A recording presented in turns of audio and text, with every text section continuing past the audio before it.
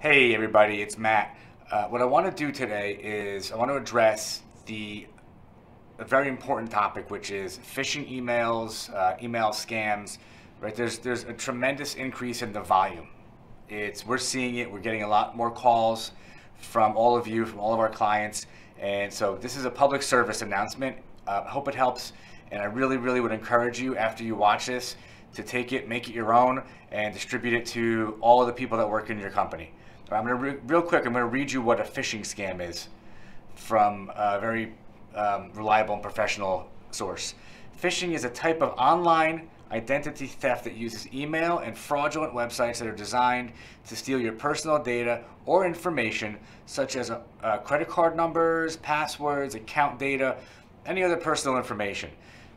The emails that you get, these phishing emails, they want your information, or they may want you to wire them money. There's a wide variety. Don't confuse those with other types of malicious emails, which might be designed to deliver a virus or to deliver something like a ransomware where they want you to pay to unlock your data. That's another type of malicious email, right? And we're going to address both of them here with some very common sense things that you need to take and deliver to the people that work with you and for you. One, common sense, be aware. Be aware. If something doesn't seem right, it probably isn't. If it doesn't feel right, it probably isn't. Okay? So what do you do in that scenario? First, don't respond. Never respond to an email that in any way where you have any question as to whether it's a legit, valid email or not. Second, do not ever click the links in these emails. All right, number three, which I skipped over, when you click a link in an email, what it could be doing is it could be delivering a virus. Do not click a link. I don't care if it's UPS, FedEx, it doesn't matter. These are the vehicles that these wrongdoers are using. One thing I did not put on this list, which we should also remind you of, look at the sender. Look at the top where in the to field. Look at the sender's address. Don't just look at the name, Matt Rosenthal. Touch it, click on it, and look at the actual address, and you'll see it's not actually coming from me. That's one of the easiest things you can do. There's a lot of spoofing where people will put, let's say for example, they'll put Matt Rosenthal in as the name that it shows up as, right? But behind that, because anybody can do that, you can go into your own email and change the name that it shows up as. It's very easy to do. There's nothing we can do to stop somebody from doing that. What we need to do is this. We need to educate, and we need to develop an awareness of what to do if you're not sure, if something doesn't feel right. So don't respond. Do not click on links. I'm not sure if you can see this or not. Make it a little lower here. Do not take action. Right? One of the most common ones, one of the ones that we get the most calls about is somebody sending you an email. They're asking you to send money. Maybe you're in a position of where you can send somebody money. Do not take action. If you are the owner of your company and, no, actually, if you're the CFO or the bookkeeper in your company and you get an email and it says from the owner of the company, send me money, first of all, look at the way it's written. Would that person actually even write you an email like that? Probably not. It goes back to this. If it doesn't feel right, it probably isn't. I literally get emails from myself to me once or twice a week where I'm asking me to send me money. It's ridiculous. So there is a level of common sense. Assume that nobody is asking you to wire the money, okay? If you get something like that, ask somebody. Do not wire anybody money. Ask somebody. Depends on your organization, but ask somebody. Have a process and a procedure in your company that's defined and that's delivered that makes it very clear for everybody in the company. I don't care if you have 5 people that work in your company or 1,000. Train people. People need to be trained. They need to know that they need to report it and what the reporting structure is. Next, never enter information.